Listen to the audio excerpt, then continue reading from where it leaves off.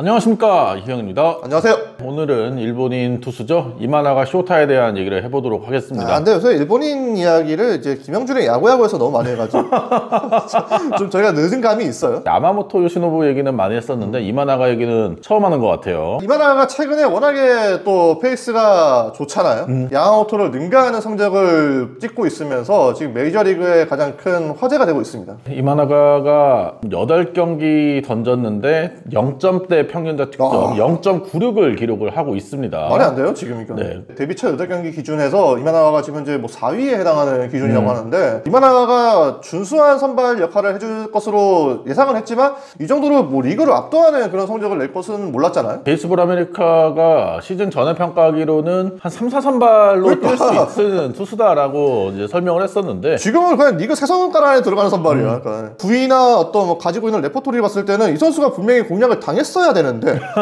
아직까지도 공략을 못하고 있다는 건 이 선수만이 가지고 있는 그 희소성이 있다는 거겠죠. 90말 초반대 포신과 함께 스플리터 이 두 개의 구종을 거의 90% 정도 던지고 있는데, 90말 초반대의 그 구속이라는 게 너무 희귀해가지고 속초에서 웃어봤어요. 네.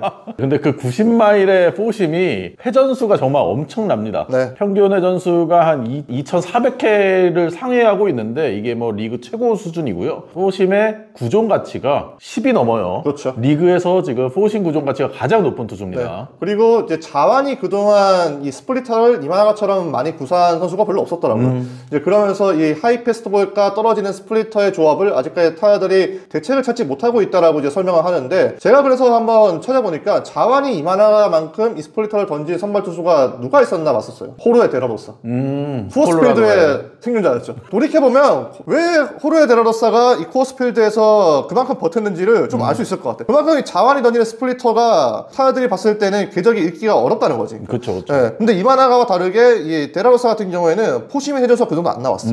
그래서 이마나가는 이 상하 피칭이 되는데 데라로사는 그게 안 됐잖아요. 아무래도 이제 온 지 얼마 안 됐으니까 타자들도 적응을 하는데 시간이 걸리긴 걸릴 텐데 그 두 개의 구종의 높이 차이를 정말 잘 가져가고 있더라고요. 그래서 중계 중에도 얘기했었는데, 이마나가가 어쨌든 이런 피칭 내용을 일본에서도 가져갔을 텐데 일본에서보다 미국에서 왜 더 뛰어난 활약을 펼치고 있을까? 이제 생각했던 가설이 이 하이 패스트볼에 대한 판정이 메이저리그가 좀 더 후한가 싶은 거야. 그러니까 일본에서는 스트라이크 존이 되게 타이트하잖아, 어떻게 보면. 특히 하이존에 대해서는 일본에서는 이렇게 되게 인색하다고 들었거든, 나는. 메이저리그에 와서는 볼로 판정받았던 공들이 스트라이크로 판정이 되면서 타자들이 좀 더 높은 하이 패스트볼의 스윙이 많이 나와야 되고 나중에 떨어지는 스플리터에 헷갈려하는 거지. 그러니까 이런 부분들도 차이가 있다 보니까 메이저리그에 와서 더 어울리는 투수가 된 게 아닐까 싶은 거지, 난. 저는 개인적으로 앞서 이창석 기자가 얘기했던 좌완 투수가 던지는 스플리터, 일본에는 좌완 투수도 스플리터 많이 던지잖아요. 그렇죠. 그러다 보니까 그런 거에 대해서 이마나가 생소함이 좀 덜한 상태였을 텐데, 메이저리그는 좌완 스플리터가 거의 없다 보니까 더 이제 생소함을 많이 느낀다라고 저는 생각을 하고요. 그리고 이마나가가 올 시즌에 득점권 피안타율 보니까 1할입니다. 1할. 그러니까 주자가 나가더라도 이 선수가 또 30살에 일본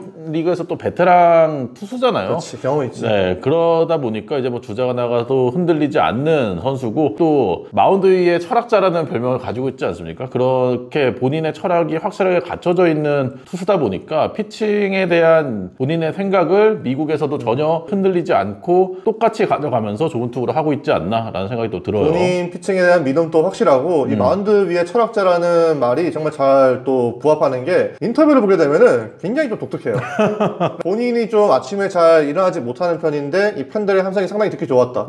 이걸 알람을 하고 싶다. 그러면 이제 빨리 맞아요. 일어날 것이다. 이런 얘기를 하면서 좀 경기 자체를 즐기는 듯한 느낌도 있었고, 말씀하신 것처럼 득점권 피안타율은 제가 봤을 때는 시즌 내내 일할 때를 유지하는 거는 어렵겠지만 이 선수가 득점권에 있어도 위축되지 않고 즐기는 듯한 모습 보이더라고요. 그렇다면은 이마나가가 언제까지 잘할 수 있을 거라고 보십니까? 그래서 이마나가의 세부 지표를 좀 보니까 물론 세부 지표 좋아요. FIP 같은 경우에도 2.30으로 절대 뭐 나쁘다고 할 수는 없는데 0.96만큼은 아니잖아요. 아, 그쵸. 네. 그래서 저는 이마나가가 잔루율이 누상의 주자를 두고 남기고 내려오는 그 비중이 93%라는 거는 지금까지는 좀 운이 따르지 않았나. 잔루율이 이 정도로 좀 지나치게 높다는 거는 좀 운이 따랐다라고 보는 게 정설이거든요. 또 구인당 홈했던 피홈런을 봤을 때 지금보다는 성적이 나빠지지 않을까 싶거든요. 피홈런을 중립화해서 계산하는 게 XFIP인데 이게 지금 3.19더라고요. 꽤 높네요. 네. ERA하고는 차이가 있다 보니까 이런 세부 지표들을 미루어 봤을 때 지금의 활약이 끝까지 지속되는 거는 힘들지 않을까 싶습니다. 저도 지금 득점권 피안타율이 1할로 시즌 내내 유지되는 거는 정말 말도 안 되기 때문에 결국에는 성적이 올라갈 것이다라고 보는데, 지금 이마나가도 170cm대의 언더사이즈 투수잖아요. 그렇죠. 거기다가 일본도 물론 많은 이닝을 소화하긴 하지만 일본은 6인 로테이션 철저하게 맞아요. 지키면서 휴식을 정확하게 챙기고 일주일에 한 번씩 등판하는 리그다 보니까 메이저리그처럼 이동 거리도 멀고 5인 로테이션을 도는 상황에서 체력 관리를 어떻게 해주느냐가 굉장히 중요할 것으로 보이고요. 그런 면에 있어서 카운셀 감독이 첫 시즌이기 때문에 좀 무리하지 않고 관리를 많이 해줘야 되지 않나라는 생각이 듭니다. 우리 시크던데? 정리됐어야 되는 이제 등판인데 그걸 올리더라고요.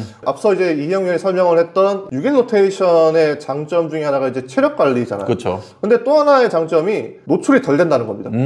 아무래도 이제 메이저리그는 이제 꾸준하게 좀 더 빨리 나오게 되면은 이 노출할 수 있는 시간이 더 벌어지는 거고, 이제 그렇게 되면은 분석당할 수 있는 기간이 이제 단축되는 거죠.